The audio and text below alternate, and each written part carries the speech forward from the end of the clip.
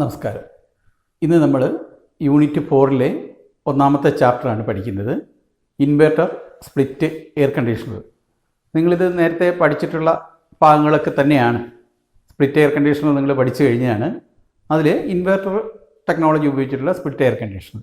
അപ്പോൾ എന്താണ് inverter technology എന്നും ഈ എയർ കണ്ടീഷണർ എന്തൊക്കെയാണ് പ്രത്യേകതകളുണ്ടെന്നും മറ്റ് സാധാരണ എയർ കണ്ടീഷണറെ അപേക്ഷിച്ച് ഇൻവേർട്ടർ എയർ കണ്ടീഷണർ എന്തൊക്കെയാണ് മേന്മകളുള്ളതെന്നുമാണ് നമ്മൾ ഈ ചാപ്റ്ററിലൂടെ നോക്കുന്നത്. അപ്പോൾ നമുക്ക് അതിലേക്ക് വരുന്നതിന് മുമ്പ് നിങ്ങളുടെ ഓർമ്മകളെ ഞാനൊന്ന് ടെസ്റ്റ് ചെയ്യാം. എന്താണ് air conditioning? What is air conditioning?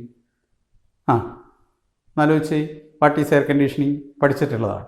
എന്താണ് air conditioning? Is the control of temperature, humidity,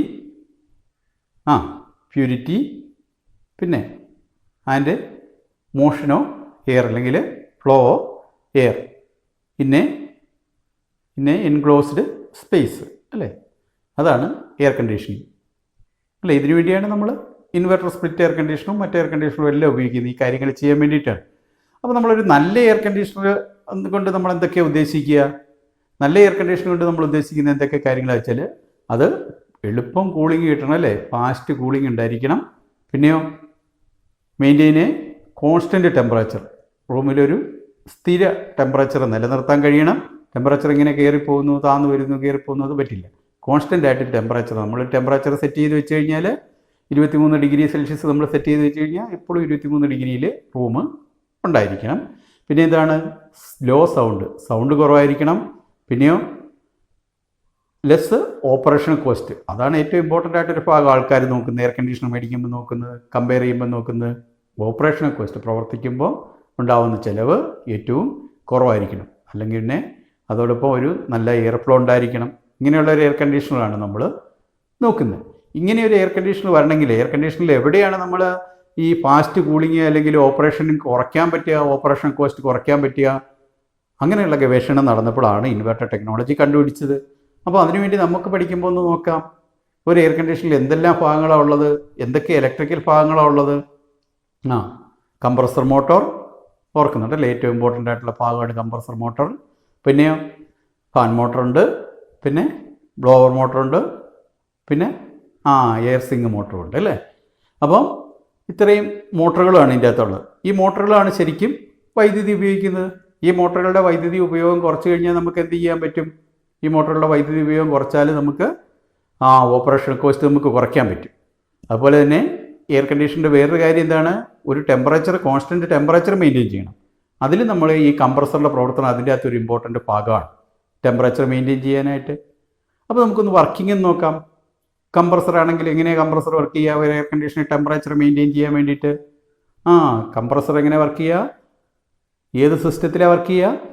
vapour compression refrigeration system അല്ലേ? വേപ്പർ കംപ്രഷൻ റെഫ്രിജറേഷൻ സിസ്റ്റത്തിലാണ് നമ്മുടെ കംപ്രസർ പ്രവർത്തിക്കുന്നത്. ഈ വേപ്പർ കംപ്രഷൻ റെഫ്രിജറേഷനൊന്ന് നമുക്കൊന്ന് ചിന്തിച്ച് എന്തൊക്കെയാണുള്ളത് നിങ്ങൾ പഠിച്ചിട്ടുണ്ടല്ലോ.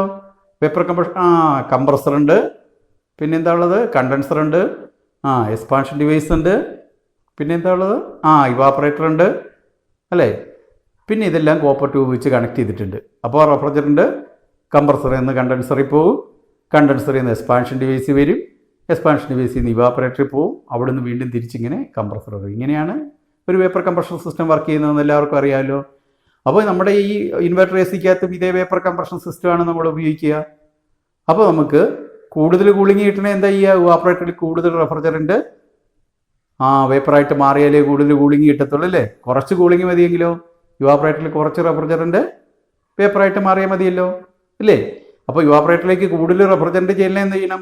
കംപ്രസറിൻ്റെ സ്പീഡ് കൂട്ടിക്കഴിഞ്ഞാൽ എന്ത് പറ്റും? കൂടുതൽ റെഫ്രിജറൻ്റ് പമ്പ് ചെയ്ത് കണ്ടൻസറിൽ കൂടെ, എക്സ്പാൻഷൻ വാൽവിൽ കൂടെ ഇവാപ്പറേറ്ററിലേക്ക് വിടും. അതുപോലെ തന്നെ കൂടുതൽ റെഫ്രിജറൻ്റ് വേപ്പർ എന്ത് ചെയ്യും? ഇവാപ്പറേറ്ററിൽ നിന്ന് കംപ്രസർ വലിച്ചിടിക്കുകയും ചെയ്യും. അപ്പോൾ കംപ്രസറിൻ്റെ സ്പീഡ് കൂടിയാൽ എന്ത് ചെയ്യും? റെഫ്രിജറേഷൻ്റെ കപ്പാസിറ്റി കൂട്ടും. കംപ്രസറിൻ്റെ സ്പീഡ് കുറഞ്ഞാൽ റെഫ്രിജറേഷൻ്റെ കപ്പാസിറ്റി കുറയ്ക്കുകയും ചെയ്യാം. ഇതാണ് ഇൻവേർട്ടർ എയർ കണ്ടീഷനിങ്ങിൽ ഉപയോഗിച്ചിരിക്കുന്നത്. ഇതെങ്ങനെയാണ് അവർ ഉപയോഗപ്പെടുത്തിയിരിക്കുന്നത്? അതിനുവേണ്ടി ഒരു ഇൻവേർട്ടർ ടെക്നോളജി കൊണ്ടുവന്നു. എന്താണ് ഇൻവേർട്ടർ ടെക്നോളജി?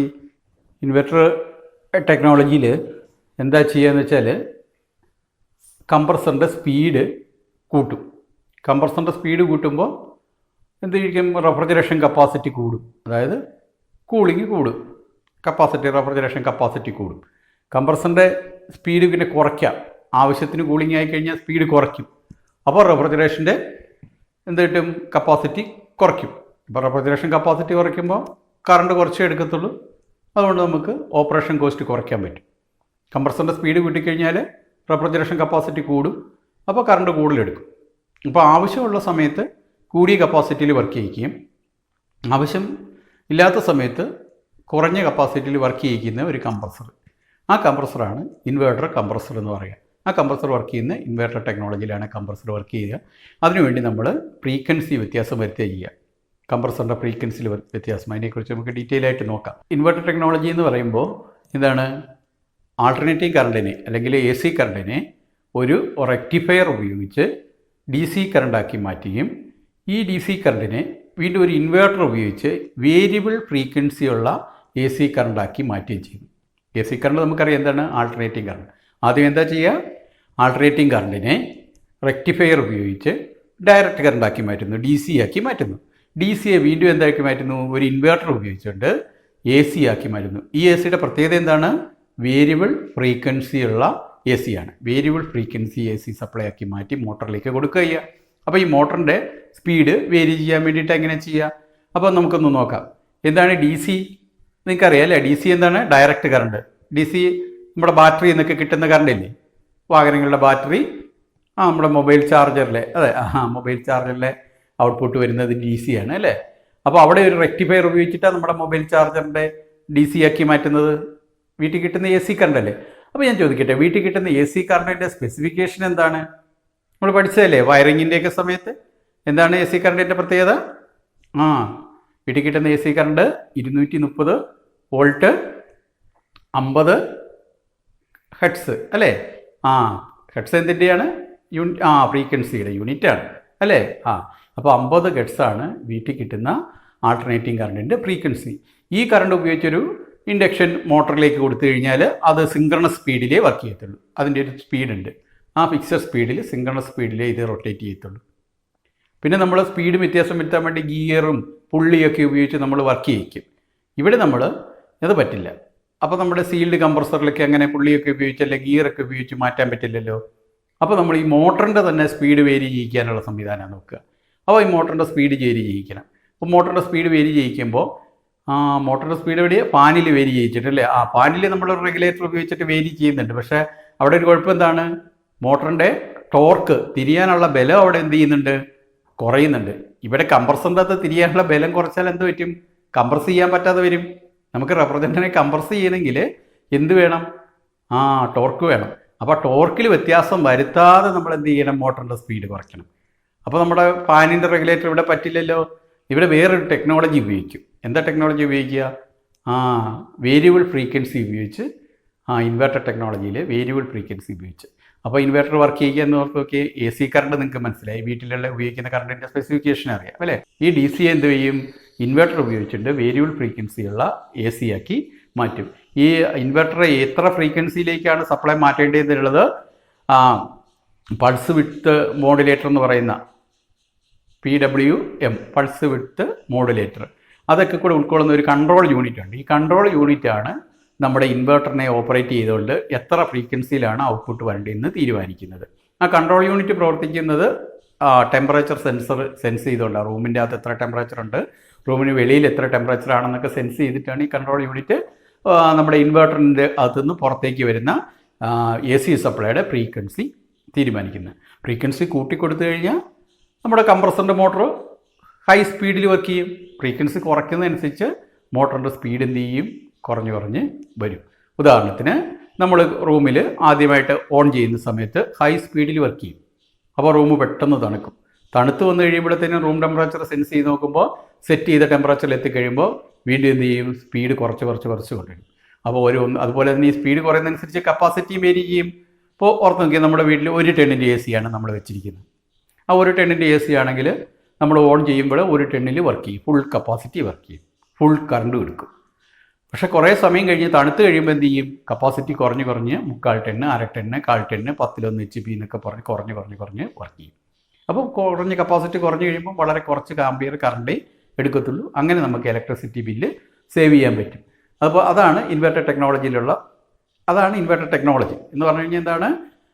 എ സിയെ ഡി സി ആക്കുകയും ഡി സിയെ വീണ്ടും ഇൻവെർട്ടർ ഉപയോഗിച്ചിട്ട് വേരിയബിൾ ഫ്രീക്വൻസിയുള്ള എ സി ആക്കി മോട്ടറിൻ്റെ സ്പീഡ് കൺട്രോൾ ചെയ്യുന്നതിനെയാണ് നമ്മൾ ഇൻവെർട്ടർ ടെക്നോളജി എന്ന് പറയുന്നത്. മോട്ടറിൻ്റെ സ്പീഡ് അങ്ങനെ കൺട്രോൾ ചെയ്ത് നമ്മൾ ഇൻവെർട്ടർ ടെക്നോളജി. അപ്പം ഈ ഇൻവെർട്ടർ ടെക്നോളജിയിൽ ഇതിൻ്റെ അകത്ത് വന്നിട്ടുള്ള ഭാഗങ്ങൾ ഏതൊക്കെയാണ്? ഈ നമ്മൾ കണ്ട ഇതിൽ വന്നിരിക്കുന്ന ഭാഗങ്ങൾ ഏതൊക്കെയാണ്? ഭാഗങ്ങൾ ഏതാണ്? റെക്ടിഫയറിൻ്റെ എന്തിനാണ് റെക്ടിഫയർ ഉപയോഗിക്കുന്നത്? Convert incoming A C current into D C current അല്ലേ? റെക്ടിഫയർ എ സി കറണ്ടിനെ ഡി സി കറണ്ടാക്കി മാറ്റാനാണ് ഉപയോഗിക്കുക. പിന്നെ ഇതിൻ്റെ അകത്ത് നമ്മൾ എന്താ വേറൊരു കാര്യം, ഒരു കൺട്രോൾ യൂണിറ്റ്. ആ കൺട്രോൾ യൂണിറ്റിൻ്റെ അകത്തുള്ളതാണ് പൾസ് വിഡ്ത്ത് മോഡുലേറ്റർ എന്ന് പറഞ്ഞാൽ PWM, പൾസ് വിഡ്ത്ത് മോഡുലേറ്റർ. അതെന്താ ചെയ്യുക? Generate A C of decide frequency, നമുക്ക് വേണ്ട ഫ്രീക്വൻസിയുള്ള എ സി അതാണ് തരിക. അപ്പോൾ മോട്ടറിൻ്റെ സ്പീഡ് എങ്ങനെയാണ് കൺട്രോൾ ചെയ്യുന്നത്? സ്പീഡിൻ്റെ ഫോർമുല നിങ്ങൾ പഠിച്ചതാണ്. ഇതാണ് N=120F/P. അതായത് ഇതിൻ്റെ അകത്ത് N എന്ന് പറയുന്നത് RPM, മോട്ടറിൻ്റെ RPM ആണ്. മോട്ടറിൻ്റെ RPM എന്തിനെ ഡിപ്പെൻഡ് ചെയ്തിരിക്കുന്നത്? 120 എന്നൊരു കോൺസ്റ്റൻറ്റും, അത് കൂടാതെ F frequency divided by number of poles P എന്ന് പറഞ്ഞാൽ നമ്പർ ഓഫ് പോൾസ് ആണ്. അതിനെ ഡിപ്പെൻഡ് ചെയ്തായിരിക്കുന്നത് നമുക്കറിയാം അല്ലേ? ഫ്രീക്വൻസി കൂട്ടിക്കഴിഞ്ഞാൽ അപ്പം മോട്ടറിൻ്റെ സ്പീഡ് കൂടും, ഫ്രീക്വൻസി കുറച്ചാൽ മോട്ടറിൻ്റെ സ്പീഡ് കുറയും. ഇതാണ് ഇൻവെർട്ടർ ടെക്നോളജിയിൽ ഉപയോഗിച്ചിരിക്കുന്നത്, മോട്ടറിൻ്റെ സ്പീഡ്. ഇനി നമുക്ക് ഒരു ഇൻവെർട്ടർ ടെക്നോളജി ഉപയോഗിക്കുന്ന ഒരു എ സിയുടെയും നോൺ ഇൻവെർട്ടർ ആയിട്ടുള്ളൊരു എ സിയുടെയും ഒന്ന് കമ്പയർ ചെയ്ത് നോക്കാം. അത് കമ്പയർ ചെയ്യുന്നുണ്ട് ടെമ്പറേച്ചർ. രണ്ടും ഒരു ടെമ്പറേച്ചറിൽ നിന്നാണ് തണുപ്പിക്കാൻ തുടങ്ങുന്നത്. നമ്മൾ സെറ്റ് ചെയ്തിരിക്കുന്ന ടെമ്പറേച്ചർ, ഡിസൈഡ് ടെമ്പറേച്ചറിൻ്റെ ലൈന്, ആ ലൈനിലേക്ക് വരുമ്പോൾ നോക്കിക്കേ, ആ ലൈനിലേക്ക് വരുമ്പോൾ സാധാരണ എ സി കുത്തനെ സ്ട്രെയിറ്റ് ആയിട്ട് ഇങ്ങ് താഴേക്ക് പോകും. അവിടെ ചെല്ലുമ്പോൾ എന്ത് ചെയ്യും? തണുപ്പ് കൂടുതലാകുന്നതുകൊണ്ട് സെറ്റ് ചെയ്തേക്കുന്നേക്കാളും കൂടുതൽ തണുപ്പ്. ഇപ്പം നമ്മൾ ഉദാഹരണത്തിന് നമ്മളൊരു 23 ഡിഗ്രി സെറ്റ് ചെയ്ത് നോക്കുക. അപ്പോൾ സാധാരണ എ സി ആണെങ്കിൽ താഴേക്ക് വന്ന് ഒരു 22 ഡിഗ്രി ആകുമ്പോൾ ഓഫ് ആവും, കട്ട് ഓഫ് ആവും. അത് കഴിഞ്ഞിട്ട് വീണ്ടും ഓൺ ആവും. 24 ഡിഗ്രി 25 ഡിഗ്രിയോളം ആകുമ്പോൾ വീണ്ടും ഓൺ ആവും. വീണ്ടും തണുത്ത് പഴയ പോലെ 22ലേക്ക് വന്ന് വീണ്ടും എന്ത് ചെയ്യും? ഓൺ ആവും. അങ്ങനെ അങ്ങോട്ടും ഇങ്ങോട്ടും ഇങ്ങനെ കയറ്റ ഇറക്കം ഉണ്ടാവും ടെമ്പറേച്ചറിന്. അപ്പോൾ തെരുതെരെ എന്ത് ചെയ്യും? ഇടവിട്ട് ഓണും ഓഫും ആവും. ഈ ഓണും ഓഫും ആകുമ്പോഴുള്ള കുഴപ്പം എന്താണ്? കൂടുതൽ കറണ്ട് എടുക്കും അല്ലേ? എ സി നമ്മൾ കണ്ടിട്ടില്ല, നമ്മൾ ആംപിയർ അളന്ന് നോക്കിയില്ലേ? മോട്ടറിൻ്റെ വർക്കിംഗ് നോക്കിയപ്പം സ്റ്റാർട്ടിങ് കറണ്ടൊക്കെ നമ്മൾ ഓർക്കുന്നില്ലേ? സ്റ്റാർട്ടിങ് കറണ്ടിന് എന്താ ചെയ്യുക? നമ്മൾ അമ്മീറ്ററൊക്കെ കണക്ട് ചെയ്ത് നോക്കിയപ്പോൾ സ്റ്റാർട്ട് ചെയ്യാൻ നേരത്ത് 3 ഇരട്ടിയോളം കറണ്ട് എടുക്കും സ്റ്റാർട്ട് ചെയ്യുന്ന സമയത്ത്, നമ്മൾ കണ്ടിട്ടുള്ള അല്ലേ? അപ്പം ഇങ്ങനെ ഓഫ് ആയി കഴിഞ്ഞ് വീണ്ടും ഓൺ ആവുന്ന നേരത്ത് ഹൈ സ്റ്റാർട്ടിങ് കറണ്ട് എടുക്കുന്നതുകൊണ്ട് ഇലക്ട്രിക്കൽ എനർജിയുടെ കൂടുതൽ വരും. അതുപോലെ ഈ ഓഫും ഓണും ആകുമ്പോൾ ഒരു കുഴപ്പമുള്ള എന്താണ്? സൗണ്ട് ഉണ്ടാവും. അതുപോലെ തന്നെ ഈ ഫ്ലക്ച്വേഷൻ, ഈ ടെമ്പറേച്ചറിലുള്ള ഫ്ലക്ച്വേഷൻ ആൾക്കാർക്ക് കംഫോർട്ട് കുറയും. അതേസമയം ഇൻവെർട്ടർ എ സി ആണെങ്കിൽ നോക്കിക്കേ, ഇങ്ങനെ ടെമ്പറേച്ചർ താഴേക്ക് വന്നിട്ട് എപ്പോഴും സെറ്റ് ചെയ്ത ടെമ്പറേച്ചറിന് ഏതാണ്ട് സമമായിട്ട് ഇങ്ങനെ പോവുക ചെയ്യുക. അതിന് കാരണം എന്താണ്? ഇൻവെർട്ടർ എ സി ഓഫ് ആവുന്നില്ല. ഇൻവെർട്ടർ എ സി ആ ടെമ്പറേച്ചറിൽ എത്തിക്കഴിയുമ്പോൾ സ്പീഡ് വേരി ചെയ്യുന്നുള്ളൂ. ഇൻവെർട്ടർ എ സി ആ ടെമ്പറേച്ചർ സെൻസ് ചെയ്തിട്ട് സ്പീഡ് വേരി ചെയ്യും. സ്പീഡ് കുറഞ്ഞു കഴിയുമ്പോൾ പക്ഷേ മോട്ടർ ഇങ്ങനെ വർക്ക് ചെയ്തുകൊണ്ടിരിക്കും. അപ്പോൾ കുറഞ്ഞ അളവിൽ റെഫ്രിജറൻ്റ് ഇങ്ങനെ എപ്പോഴും സപ്ലൈ ചെയ്തുകൊണ്ടിരിക്കുന്നത്, എപ്പോഴും ഒരേ ടെമ്പറേച്ചർ, യൂണിഫോം ടെമ്പറേച്ചർ മെയിൻറ്റെയിൻ ചെയ്യാൻ പറ്റും. എ സി ഓൺ ആയിക്കഴിഞ്ഞാൽ തെരുതെരെ ഓഫ് ആവുന്നില്ല എന്നുള്ള ഗുണം കൊണ്ട് അങ്ങനെ കറണ്ടിലുണ്ടാകുന്ന വേരിയേഷൻ നമുക്ക്, അതുപോലെ തന്നെ സ്പീഡ് കുറയുന്നതുകൊണ്ട് കറണ്ട് ഒരുപാട് ലാഭം വരും. ആ വേരിയേഷനും എല്ലാം കൂടെ കൂട്ടി സാധാരണ ഒരു ഇൻവെർട്ടർ എ സിയും മറ്റേ എ സി ആയിട്ടുള്ള വ്യത്യാസം 30% മുതൽ 50% വരെയും കറണ്ട് ലാഭിക്കാൻ പറ്റും. ഇപ്പോൾ ഈ inverter A C double inverter എന്നൊക്കെ പറഞ്ഞിട്ട് ഇറങ്ങുന്നതിൻ്റെ അകത്താണെങ്കിൽ, അത്ര എ സിയിലാണെങ്കിൽ ഫാൻ മോട്ടറും ഒക്കെ കൂടെ ഇൻവെർട്ടർ ആക്കിയിട്ടുണ്ട്. എന്തിനു പറഞ്ഞാൽ ഇപ്പോൾ നമ്മുടെ വീട്ടിൽ ഉപയോഗിക്കുന്ന ഫാനുകളൊക്കെ ചില കമ്പനി നിങ്ങൾ പരസ്യമൊക്കെ കണ്ടിട്ടില്ലേ? ഇൻവെർട്ടർ ഫാൻ എന്ന് പറഞ്ഞ്. അപ്പോൾ ഇൻവെർട്ടർ ഫാനാണ് എന്ന് പറഞ്ഞു കഴിഞ്ഞാൽ അങ്ങനെയുള്ളൊരു ഫാനും കൂടെ ഉണ്ട്. നമ്മൾ സ്പീഡ് കുറയ്ക്കുന്നതനുസരിച്ച് കറണ്ടും കൂടെ ലാഭിക്കാൻ പറ്റും. മറ്റേ റെഗുലേറ്റർ വെച്ചിട്ട് നമുക്ക് കറണ്ട് ലാഭമൊന്നും വരുന്നില്ല. അപ്പോൾ ഇൻവെർട്ടർ ഫാനുകളൊക്കെ ഇപ്പോൾ എല്ലായിടത്തും ഉപയോഗിക്കുന്നുണ്ട്. പിന്നെ നമ്മുടെ വാഷിംഗ് മെഷീൻ്റെ മോട്ടർ, ഇൻവെർട്ടർ മോട്ടർ. അപ്പോൾ അതിൻ്റെ ആ ഇൻവെർട്ടർ മോട്ടർ ഉപയോഗിക്കുമ്പോഴുള്ള ഗുണം എന്താ? കുറച്ച് തുണിയിട്ട് അലക്കാനുള്ളെങ്കിൽ കുറച്ച് കറണ്ട് എടുക്കത്തുള്ളൂ. അങ്ങനെയുള്ള ഇൻവെർട്ടർ മോട്ടറുകൾ ഇപ്പോൾ വാഷിംഗ് മെഷീന്. ഇനി എനിക്ക് തോന്നുന്നു ഭാവിയിൽ മോട്ടറുകൾ ഉപയോഗിക്കുന്ന എല്ലായിടത്തും ഇൻവെർട്ടർ ടെക്നോളജി തന്നെ വരും. അത് വ്യാപകമായിട്ട് ഇപ്പം നമ്മൾ ഉപയോഗിക്കുന്നത് എയർ കണ്ടീഷണറുകളിലാണ്. അതുപോലെ നമ്മുടെ റെഫ്രിജറേറ്ററുകളിലും എല്ലാം ഇപ്പോൾ ഇൻവെർട്ടർ ടെക്നോളജി ഉപയോഗിക്കുക. ഇതിന് അഡീഷണലായിട്ട് വേണ്ടി വരുന്നത് ഒരു ഇൻവെർട്ടറിൻ്റെ സർക്യൂട്ടും ബോർഡും എല്ലാം കൂടിയാണ് അഡീഷണലായിട്ട് വേണ്ടി വരുന്നത്. പക്ഷേ ലാഭം നോക്കുമ്പോൾ അതുകൊണ്ടൊരു ചിലവ്, ഇനിഷ്യൽ കോസ്റ്റ് ഒരു സ്വല്പം മറ്റ് എ സിക്കാരും സാധാരണ എ സിക്കാരും കൂടുതൽ വരും. ഒരു 3000 മുതൽ 4000 രൂപ വരെയും കൂടുതൽ വരും. പക്ഷെ നമുക്ക് വർഷങ്ങൾ ഉപയോഗിക്കുമ്പോൾ, ഒരു വർഷം തന്നെ ഉപയോഗിക്കുമ്പോൾ ഈ പൈസ ലാഭമാകും, അല്ലെങ്കിൽ വർഷങ്ങളോളം ഉപയോഗിക്കുമ്പോൾ ഈ തുക നമുക്ക് ലാഭമാകുന്നുണ്ട്. അതുകൊണ്ടാണ് ഇൻവെർട്ടർ എ സിക്ക് ഇപ്പോൾ മാർക്കറ്റ് കൂടിയും ആൾക്കാരെല്ലാം ഇൻവെർട്ടർ എ സി വാങ്ങിക്കുക. അതിനേക്കാൾ ഉപരിയായിട്ട് നമുക്ക് റൂമിൽ എപ്പോഴും ഒരു കോൺസ്റ്റൻറ്റ് ടെമ്പറേച്ചർ ലെവൽ നമുക്ക് എപ്പോഴും കണ്ടിന്യൂസ് ആയിട്ട് മെയിൻറ്റെയിൻ ചെയ്യാൻ പറ്റും. നമ്മൾ ഉറങ്ങുമ്പോൾ ബെഡ്റൂമിലൊക്കെ ആണെങ്കിൽ നമ്മളൊരു ടെമ്പറേച്ചർ സെറ്റ് ചെയ്തിട്ട് കഴിഞ്ഞാൽ ആ ടെമ്പറേച്ചറിൽ എപ്പോഴും വർക്ക് ചെയ്തുകൊണ്ടേയിരിക്കും. മറ്റേ എ സി ആണെങ്കിൽ എന്ത് ചെയ്യും, ഈ ടെമ്പറേച്ചറിൻ്റെ താഴേക്ക് പോകുമ്പോൾ നമ്മൾക്ക് തണുത്ത് വരയ്ക്കാൻ തുടങ്ങും. അത് കഴിഞ്ഞ് കുറച്ച് സമയം ഓഫായി കിടന്ന് കഴിയുമ്പോഴത്തേനും രാത്രിയൊക്കെ ആകുമ്പോൾ കുറച്ച് കൂടുതൽ സമയത്തേക്ക് ഓഫായിട്ട് കിടക്കും. അപ്പോഴത്തേക്ക് ടെമ്പറേച്ചർ അങ്ങ് ഹൈ ആവും. അപ്പോൾ നമുക്കൊരു ബുദ്ധിമുട്ട് തോന്നും. അത് കഴിഞ്ഞിട്ട് എ സി ഓണായി വർക്ക് ചെയ്യത്തുള്ളൂ. ഇവിടെ ഇത് കണ്ടിന്യൂസ് ആയിട്ട് വർക്ക് ചെയ്യുന്നുണ്ട്, നമുക്ക് കൂടുതൽ കംഫോർട്ട് നമുക്ക് തോന്നും. അതാണ് ഇൻവെർട്ടർ എ സിയുടെ ഒരു പ്രത്യേകത. ഇനി നമുക്ക് ഇത് രണ്ടും കൂടി നമുക്കൊന്ന് കമ്പയർ ചെയ്ത് നോക്കാം. എക്സാമിനേഷനൊക്കെ കമ്പയർ ചെയ്യാനൊക്കെ പറഞ്ഞ ക്വസ്റ്റ്യൻ വരുമ്പോൾ ഒരു കമ്പാരിസൺ നോക്കാം. വളരെ സിമ്പിളായിട്ടുള്ള കാര്യങ്ങൾ മാത്രമേ ഈ കമ്പാരിസണിൽ ഞാൻ ഇൻക്ലൂഡ് ചെയ്തിട്ടുള്ളൂ. നിങ്ങൾക്ക് ഇതിൻ്റെ കൂട്ടത്തിൽ കുറേ പോയിന്റുകൾ ഇപ്പോൾ നമ്മൾ പറഞ്ഞതിൽ നിന്ന് ഇതിൽ അഡീഷണൽ ആയിട്ട് കുറേ പോയിന്റും കൂടി ആഡ് ചെയ്തിട്ട് ഒരു 10 പോയിന്റ് നിങ്ങൾ പഠിച്ചിരിക്കണം. ഇപ്പോൾ ഒരു 7 പോയിന്റ് ഞാൻ അതുകൊണ്ട് നിങ്ങൾക്ക് മാർക്ക് ചെയ്തിട്ടുള്ളൂ. നിങ്ങളൊരു 3 പോയിന്റും കൂടെ സ്വന്തമായിട്ട് നിങ്ങൾ ഈ ചാപ്റ്ററിൽ നിന്ന് നമ്മുടെ ക്ലാസ് കഴിയുമ്പോൾ നിങ്ങളുടെ അറിവിൽ നിന്ന് ഒരു 3 പോയിന്റും കൂടെ എക്സ്ട്രാ ആഡ് ചെയ്യണം. അപ്പോൾ ഇതിൽ ഇൻവെർട്ടർ എ സിയുടെ നോക്കിയേ, inverter A C use variable speed of motor. Variable speed മോട്ടറാണ് അതിൽ ഉപയോഗിക്കുന്നത്. നോൺ ഇൻവെർട്ടർ എ സിയിലാണെങ്കിലോ ഒരു സിംഗിൾ സ്പീഡ് അല്ലെങ്കിൽ ഒരു കോൺസ്റ്റൻറ്റ് സ്പീഡ് മോട്ടറാണ് അതിൽ ഉപയോഗിക്കുന്നത്. അതുപോലെ തന്നെ വേരിയബിൾ കപ്പാസിറ്റി ലഭിക്കും ഇൻവെർട്ടറിൽ. നോൺ ഇൻവെർട്ടർ ആണെങ്കിൽ ഫിക്സഡ് കപ്പാസിറ്റിയാണ്. 1 ടണ്ണിൻ്റെ എ സി ആണെങ്കിൽ എപ്പോഴും 1 ടൺ കപ്പാസിറ്റി വർക്ക് ചെയ്തുകൊണ്ടിരിക്കും. ഇൻവെർട്ടർ ആണെങ്കിലോ ആദ്യം 1 ടണ്ണിൽ വർക്ക് ചെയ്താൽ വീണ്ടും കുറഞ്ഞ് കപ്പാസിറ്റിയിൽ വർക്ക് ചെയ്യാൻ പറ്റും. അതുപോലെ ഏതാ എക്കണോമിക്കിൽ ഇൻവെർട്ടർ എ സി ലാഭകരമാണ് പ്രവർത്തനം. അതുപോലെ നോൺ എക്കണോമിക്കിലാണ് നോൺ ഇൻവെർട്ടർ എ സി. അതുപോലെ സ്റ്റാർട്ടിംഗ് കറണ്ട് ഇതിന് കുറവ് വരുന്നത് ഇൻവെർട്ടർ എ സിക്ക് സ്റ്റാർട്ടിംഗ് കറണ്ട് കുറവാണ്.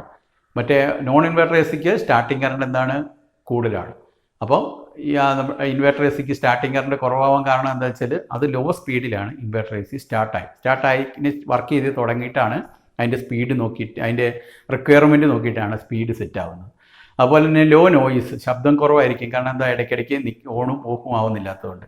മറ്റേത് ഈ ഇൻവെർട്ടർ എ സി ആയിട്ട് കമ്പയർ ചെയ്യുമ്പോഴത്തേനും എന്താണ് കമ്പാരിറ്റീവ്ലി ഹൈ നോയിസ് ആയിരിക്കും. അതുപോലെ ഇനിഷ്യൽ കോസ്റ്റ് ഏതിനാണ് കൂടുതൽ, ഇൻവെർട്ടർ എ സിക്ക് ഇനിഷ്യൽ കോസ്റ്റ് കൂടുതലാണ്, നോൺ ഇൻവെർട്ടർ എ സിക്ക് ഇനിഷ്യൽ കോസ്റ്റ് കുറവാണ്. ഇതുപോലെ നിങ്ങളൊരു 3 പോയിൻറ്റും കൂടെ ആഡ് ചെയ്തിട്ട് 10 പോയിൻറ്റ് നിങ്ങൾ പഠിച്ചിരിക്കണം.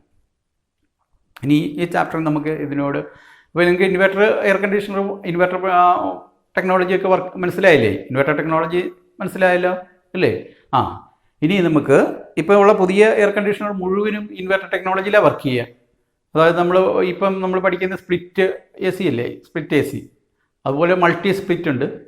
കൂടുതൽ ഇൻഡോർ യൂണിറ്റ് വെക്കാവുന്ന ഒരു ഔട്ട്ഡോർ യൂണിറ്റ് മൾട്ടി സ്പ്ലിറ്റ് ഉണ്ട്. പിന്നെ ഡക്റ്റബിൾ സ്പ്ലിറ്റ് ഉണ്ട്. അതുപോലെ നമ്മുടെ അതിൻ്റെയൊക്കെ എ സി എല്ലാം ഇപ്പോൾ വർക്ക് ചെയ്യുന്ന ഏതിലാണ്, VRF എല്ലാം വർക്ക് ചെയ്യുന്നത് ഇൻവെർട്ടർ ടെക്നോളജി ഉപയോഗിച്ചാൽ. എന്നാലും അതിൻ്റെ അകത്ത് ലാഭം ഉണ്ടാകത്തുള്ളൂ. അതുകൊണ്ടാണ് ഇൻവെർട്ടർ ടെക്നോളജി ഉപയോഗിച്ച് വർക്ക് ചെയ്യിക്കുന്നത്. അപ്പം അതുപോലെ അതിൻ്റെ ഒരു വേറെ 1-2 കാര്യങ്ങളും കൂടെ നമുക്ക് ഈ ചാപ്റ്ററിൻ്റെ വേറെ 1-2 പോയിൻറ്റും കൂടി ഡിസ്കസ് ചെയ്യാനുണ്ട് ഈ ചാപ്റ്ററിൽ. അത് ഒന്ന് എനർജി എഫിഷ്യൻസി റേഷ്യോ ആണ്. EER എക്സാമിനേഷനൊക്കെ എപ്പോഴും ഒരു ക്വസ്റ്റ്യൻ എപ്പോഴും ഒരു ക്വസ്റ്റ്യൻ ഉണ്ടാവുന്നതാണ് എനർജി എഫിഷ്യൻസി റേഷ്യോ. എന്താണ് എനർജി എഫിഷ്യൻസി റേഷ്യോ എന്ന് പറഞ്ഞാൽ?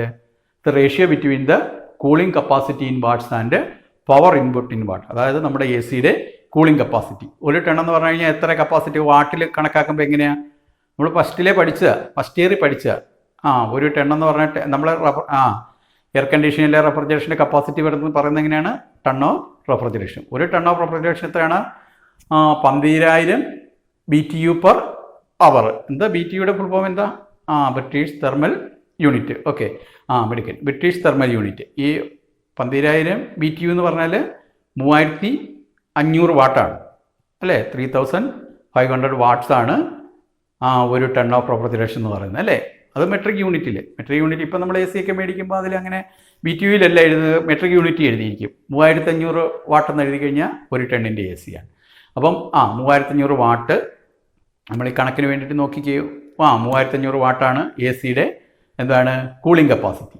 അത് വർക്ക് ചെയ്യാൻ വേണ്ടി കറണ്ട് നമ്മൾ അങ്ങോട്ട് കൊടുക്കണം അല്ലേ? കറണ്ടിലല്ലേ വർക്ക് ചെയ്യുക. അപ്പോൾ കറണ്ട് കൊടുക്കുമ്പോൾ എത്ര വാട്ടിൻ്റെ മോട്ടറാണ് അതിലിരിക്കുന്നതെന്ന് നോക്കും. എത്ര വാട്ട് കറണ്ടാണ് അതിലേക്ക് കൊടുക്കേണ്ടത്? ഇവിടെ നമ്മൾ കണക്ക് ചെയ്യാൻ വേണ്ടി ഒരു 1000 വാട്ട് കറണ്ടാണ് കൊടുക്കുന്നത്. 1000 വാട്ട് കറണ്ടാണ് നമ്മൾ കൊടുക്കാൻ പോകുന്നത്. അപ്പോൾ 1000 വാട്ട് കൊടുക്കുമ്പോൾ കൂളിംഗ് കപ്പാസിറ്റി 3,500 കിട്ടും. അപ്പോൾ എനർജി എഫിഷ്യൻസി റേഷ്യോ എന്ന് പറയുന്നത് എന്താണ്? എനർജി എഫിഷ്യൻസി റേഷ്യോ എന്ന് കൂടെ പറഞ്ഞേ. Ratio between the cooling capacity in watts and input in power input in watts. Cooling capacity വാട്ട്സിൽ എത്രയാണ്? ഒരു ടണ്ണിന് 3500. ഇൻപുട്ട് പവർ എത്രയായിരുന്നു? 1000. അപ്പോൾ 3500 divided by 1000 is equal to 3.5 അല്ലേ? അത് കാൽക്കുലേറ്റർ വേണ്ടല്ലോ. എല്ലാവർക്കും അറിയാമല്ലോ. 3.5. അതിൻ്റെ എനർജി എഫിഷ്യൻസി റേഷ്യോ എത്രയാവും? അതുപോലെ എത്രയുടെ ആണെങ്കിലും നിങ്ങൾക്ക് അറിയാമല്ലേ. എന്താ നോക്കേണ്ടത്? Cooling capacity in watts unit രണ്ടും ഒരേപോലെ ഇരിക്കണം. റേഷ്യോ അല്ലേ, രണ്ടിൻ്റെ യൂണിറ്റ് ഒന്നായിരിക്കണം. അതുകൊണ്ടാണ് cooling capacity in watts divided by input power in watts. നമ്മളെ BTUവിൽ നോക്കിയാൽ പറ്റുമോ? ഇല്ല. എന്തിൽ തന്നെ നോക്കണം? വാട്ടിൽ തന്നെ നോക്കണം. പരീക്ഷയ്ക്ക് തിരക്കിട്ട് ചിലപ്പോൾ എഴുതാൻ നേരത്ത് 1 ടൺ AC എന്ന് പറയുമ്പോഴത്തേന് അങ്ങനെ ക്വസ്റ്റ്യൻ തന്നിട്ടുണ്ടെങ്കിൽ പെട്ടെന്ന് 12,000 എന്ന് എഴുതരുത്. പകരം എന്താ ചെയ്യുക? 3500 വാട്ട് എന്ന് തന്നെ എഴുതണം. 3500 watt divided by 1000 is equal to 3.5 ആണ് അതിൻ്റെ എനർജി എഫിഷ്യൻസി റേഷ്യോ. എക്സാമിനേഷന് ഇങ്ങനെ അബ്രീവേഷൻ ഓഫ് EER എന്നൊക്കെ പറഞ്ഞ് ചോദിക്കാറുണ്ട്. അപ്പോൾ അത് energy efficiency ratio energy efficiency റേഷ്യോയ്ക്കാണ് നമ്മൾ EER എന്ന് പറയുന്നത്. അത് ഓർത്തിരിക്കണം കേട്ടോ. എനർജി എഫിഷ്യൻസി റേഷ്യോ അതെന്താണെന്ന് ഓർത്തിരിക്കണം. എന്താണ്?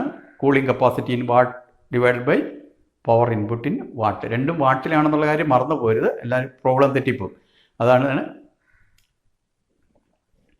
ഇനി ഇതോടുകൂടി നമുക്ക് മറ്റൊരു കാര്യം നമ്മൾ കണ്ടിട്ടുണ്ട്. ഈ സിമ്പിൾ നിങ്ങൾ എല്ലായിടത്തും ഈ സ്റ്റിക്കർ കണ്ടിട്ടുണ്ടാവും. അപ്പോൾ നമ്മൾ വീട്ടിൽ ഒരു ഫ്രിഡ്ജ് മേടിച്ചാലും AC മേടിച്ചാലും ഒക്കെ നമ്മൾ ഈ അല്ലേ ഇത് കണ്ടിട്ടില്ലേ? ഈ ലേബൽ എല്ലായിടത്തും കണ്ടിട്ടുണ്ട് അല്ലേ? അതിലാണെങ്കിൽ 1, 2 എന്ന് കുറച്ച് സ്റ്റാർ കാണുന്നുണ്ട്. 5 സ്റ്റാറുകൾ കാണുന്നുണ്ട്. ഈ 5 സ്റ്റാർ ഉള്ളതാണെങ്കിൽ 5 സ്റ്റാർ. ചിലതിൻ്റെ അകത്താണെങ്കിൽ 1 സ്റ്റാർ അങ്ങനെ തെളിച്ചമില്ലാതെ മങ്ങിക്കിടക്കും. അപ്പോൾ 4 സ്റ്റാർ വരുമായിരിക്കും തെളിച്ചമായിട്ട് കിടക്കുക. അപ്പോൾ തെളിഞ്ഞ് കിടക്കുന്ന 4 സ്റ്റാർ. അപ്പോൾ അത് 4 സ്റ്റാർ റേറ്റിംഗ്. അങ്ങനെ സ്റ്റാർ റേറ്റിംഗ് കൊടുക്കും. ഇതിപ്പോൾ എയർ കണ്ടീഷണറിൻ്റെ ആണ്. അതിന് എനർജി എഫിഷ്യൻസി റേഷ്യോ അതിലിട്ടിരിക്കുന്നത് 3.50 എന്നിട്ടിരിക്കുന്ന എനർജി എഫിഷ്യൻസി റേഷ്യോ ആണ്. അപ്പം ഇത് എനർജി എഫിഷ്യൻസി റേഷ്യോ ഹൈ ആണെങ്കിൽ അതിൻ്റെ ഗുണം എന്താണെന്ന് വെച്ചാൽ കുറച്ച് എനർജി എഫിഷ്യൻസി റേഷ്യോ കൂടുതലുണ്ടെങ്കിൽ കറണ്ട് കുറച്ച് എടുക്കുള്ളൂ. അപ്പോൾ നമുക്ക് കറണ്ട് കുറച്ചെടുത്തു കഴിഞ്ഞാൽ നമ്മുടെ ഓപ്പറേഷൻ കോസ്റ്റ് എന്ത് ചെയ്യാൻ പറ്റും? ഓപ്പറേഷൻ കോസ്റ്റ് എപ്പോഴും എടുക്കുന്ന കറണ്ടിനനുസരിച്ചല്ലേ. ഇപ്പോൾ കറണ്ട് കുറച്ച് കഴിഞ്ഞാൽ ഓപ്പറേഷൻ കോസ്റ്റ് കുറയ്ക്കാൻ പറ്റും. അപ്പോൾ നമ്മൾ ഇതിൽ നിന്ന് മനസ്സിലാക്കേണ്ടത് എന്താണ്? ഈ സ്റ്റാർ റേറ്റിംഗ് കൂടുതലുണ്ടെങ്കിൽ എനർജി എഫിഷ്യൻസി റേഷ്യോ കൂടുതലായിരിക്കും, കറണ്ട് ചാർജ് കുറവായിരിക്കും. അപ്പോൾ സ്റ്റാർ ലേബൽ ആണ് ഈ കാണുന്നത്. സ്റ്റാർ ലേബൽ അത് ആരാണ് കൊടുക്കുന്നത് വെച്ചാൽ bureau of energy efficiency BE എന്ന് പറയും. ബ്യൂറോ ഓഫ് എനർജി എഫിഷ്യൻസി എന്ന് പറയുന്ന ഇന്ത്യ ഗവൺമെൻറ്റിൻ്റെ സ്ഥാപനമുണ്ട്. ഇന്ത്യ ഗവൺമെൻറ് അതിൻ്റെ സ്ഥാപനമാണ് ബ്യൂറോ ഓഫ് എനർജി എഫിഷ്യൻസി. അവരുടെ ലേബലാണിത്. ഈ ലേബൽ ഒരു നമുക്ക് വേണ്ടി കസ്റ്റമറിൻ്റെ അവയർനെസ്സിന് വേണ്ടിയിട്ട് നമുക്കൊരു ധാരണ, നമ്മുടെ ഉപകരണം എത്രമാത്രം കറണ്ട് എടുക്കും. 2 കടയിൽ പോയപ്പോൾ 2 എയർ കണ്ടീഷണർ കണ്ടു. അപ്പോൾ എനർജി എഫിഷ്യൻസി റേഷ്യോ കുറവുള്ള ഒരെണ്ണത്തിന് 3 കണ്ടുള്ളൂ, ഒരെണ്ണത്തിന് 3.5. അതിലേതാണ് നമുക്ക് നല്ലത് എന്ന് തിരിച്ചറിയുന്നത്, ഏതാണ് കുറച്ച് കറണ്ട് ഉപയോഗിക്കുന്നതിൻ്റെ നമ്മൾ അന്നേരം മനസ്സിലാക്കും 3.5 ഉള്ളതാണ് കുറച്ച് കറണ്ട് ഉപയോഗിക്കുന്നത്. അതുകൊണ്ട് നമുക്ക് 3.5 ഉള്ളത് വാങ്ങിച്ചേക്കാമെന്ന് കരുതി നമ്മൾ വാങ്ങിക്കാം. അങ്ങനെ വാങ്ങിക്കും. അപ്പോൾ എനർജി എഫിഷ്യൻസി ഇങ്ങനെ കസ്റ്റമറിന് അറിയാൻ വേണ്ടിയിട്ടാണ്. പഴയ കാലത്താണ് നമുക്കങ്ങനെ അറിയാൻ പറ്റില്ല. കടക്കാർ പറയുന്നതനുസരിച്ച് നമ്മൾ വാങ്ങിച്ചുകൊണ്ട് വരും. ഇതാ നല്ലതെന്ന് പറഞ്ഞാൽ നമ്മൾ വാങ്ങിച്ചുകൊണ്ട് വരും. ഉപയോഗിച്ച് കഴിയുമ്പോൾ കറണ്ട് ചാർജ് ഒരുപാട് വരികയും ചെയ്യും. മാസം തോറും ബില്ല് കൂടുതൽ വരും. അപ്പോൾ ഇത് നോക്കാൻ വേണ്ടിയിട്ട് ആൾക്കാർക്കെല്ലാം അറിയാൻ വേണ്ടിയിട്ടാണ് ഈ സ്റ്റാർ റേറ്റിംഗ് കൊടുത്തിരിക്കുന്നത്. ഇനി അടുത്ത് നമ്മളിപ്പം പഠിച്ച ഈ ചാപ്റ്റർ ഞാൻ പറഞ്ഞതല്ലേ, വളരെ എളുപ്പമുള്ളൊരു ചാപ്റ്ററാണ് നമ്മൾ കവർ ചെയ്ത് കഴിഞ്ഞത്. ഈ ചാപ്റ്റർ അനുബന്ധമായിട്ട് നമ്മുടെ എക്സാമിനേഷന് വരുന്ന കുറച്ച് ക്വസ്റ്റ്യൻസൊക്കെ നിങ്ങളിതിൻ്റെ ആൻസറൊക്കെ ഒന്ന് കണ്ടെത്തി വെക്കണം. What is the working principle of an inverter air conditioner എന്ന് പറഞ്ഞൊരു ക്വസ്റ്റ്യൻ ഉണ്ട്. അത് നമ്മുടെ ഒരു ഡയഗ്രാം ഒക്കെ ഉണ്ടായിരുന്നല്ലോ. AC-യും റെക്ടിഫയറും ഇൻവെർട്ടറും കൺട്രോളറും ഒക്കെയുള്ള അതൊക്കെ വരച്ചിട്ട് അതിൻ്റെ വർക്കിംഗ് എഴുതി വെക്കണം. അപ്പോൾ ആണ് what is the working principle of inverter air conditioner. അടുത്ത എന്താണ്? Arrange the air conditioner on the basis of power consumption lower to higher. Power consumption കുറവുള്ളത് തൊട്ട് കൂടുതലുള്ളത് എന്ന് അറേഞ്ച് ചെയ്ത് വെക്കണം. അപ്പോൾ നമ്മൾ പഠിച്ചു വെച്ചിട്ട് നോക്കിക്കേ, കുറവുള്ളത് ഇതിലെല്ലാം ഏതൊക്കെയാണ് തന്നിരിക്കുന്നത്? സ്പ്ലിറ്റ് എയർ കണ്ടീഷണർ തന്നിട്ടുണ്ട്. അതായത് സാധാ വെറുതെ സ്പ്ലിറ്റ് എയർ കണ്ടീഷണർ, അതൊക്കെ ഇൻവെർട്ടർ അല്ല ഉപയോഗിച്ചിരിക്കുന്നത്. അതുപോലെ ഇൻവെർട്ടർ എയർ കണ്ടീഷണർ, പിന്നെ split air conditioner with 3 star rating, split air conditioner with 5 star rating. അപ്പോൾ നമുക്ക് കറണ്ട് ഏറ്റവും lower to base power consumption കുറവുള്ളത്, ലോവർ ടു ഹയർ ആണ്. പവർ കൺസപ്ഷൻ കുറവുള്ളത് ഏതിനാണ്? ഇൻവേർട്ടറിനാണ് ഏറ്റവും പവർ കൺസപ്ഷൻ കുറവുള്ളത്. അത് കഴിഞ്ഞ് പവർ കൺസപ്ഷൻ കുറവുള്ളത് ഏതിനാണ്? 5 സ്റ്റാർ. അത് കഴിഞ്ഞാൽ 3 സ്റ്റാർ. അത് കഴിഞ്ഞാൽ സ്പ്ലിറ്റ് എയർ കണ്ടീഷൻ. അത് തിരിച്ചും വേണേൽ ചോദിക്കാം. പവർ കൺസപ്ഷൻ കൂടിയത് മുതൽ ഹയർ ടു ലോവർ വേണേലും എഴുതാൻ ചോദിക്കാം. അപ്പോൾ ഇവിടെ നമുക്ക് നോക്കിയാൽ അറിയാം ഏറ്റവും കൂടുതൽ കറണ്ട് എടുക്കുന്നത് സാധാ സ്പ്ലിറ്റ് എയർ കണ്ടീഷനാണ് ഏറ്റവും. അത് കഴിഞ്ഞാൽ 3 സ്റ്റാർ. അത് കഴിഞ്ഞാൽ 5 സ്റ്റാർ. അതിനും കുറച്ച് കറണ്ട് എടുക്കത്തുള്ളൂ, ഇൻവെർട്ടർ ടെക്നോളജി എടുക്കത്തുള്ളൂ. ഇനി അടുത്തൊരു ക്വസ്റ്റ്യൻ ഉള്ളത് name the type of motor used in an inverter AC എന്നുള്ളൊരു ക്വസ്റ്റ്യൻ കൂടെ ഉണ്ട്. എന്ത് മോട്ടറാണ് ഉപയോഗിക്കുക? അതിൻ്റെ അകത്ത് ഇൻഡക്ഷൻ മോട്ടറാണ് ഉപയോഗിക്കുന്നത്. AC ഇൻഡക്ഷൻ മോട്ടറാണ് ഉപയോഗിക്കുന്നത്. അതുകൊണ്ടാണ് നമുക്ക് സ്പീഡ് വേരി ചെയ്യാൻ പറ്റുന്നത്. AC ഇൻഡക്ഷൻ മോട്ടറാണ് അതിൽ ഉപയോഗിക്കുന്നത്. അപ്പം എല്ലാവരും ഈ പാഠഭാഗങ്ങൾ കേട്ടിട്ട് കൂടുതൽ എന്തെങ്കിലുമൊക്കെ നിങ്ങൾക്ക് അറിയാനുള്ളത് നിങ്ങളുടെ ടെക്സ്റ്റ് ബുക്കിലുണ്ട്. ബാക്കി നിങ്ങളുടെ അധ്യാപകരുമായിട്ട് സംശയങ്ങളൊക്കെ അധ്യാപകരുമായിട്ട് ഡിസ്കസ് ചെയ്ത് ബാക്കി എല്ലാം നല്ലവണ്ണം പഠിച്ച് ഈ ചാപ്റ്ററിൽ നിന്ന് പരമാവധി മാർക്ക് മേടിക്കത്തക്ക രീതിയിൽ എല്ലാവരും നന്നായിട്ട് പഠിക്കണം. ഇന്നത്തെ ക്ലാസ് ഇവിടെ നിർത്തുന്നു.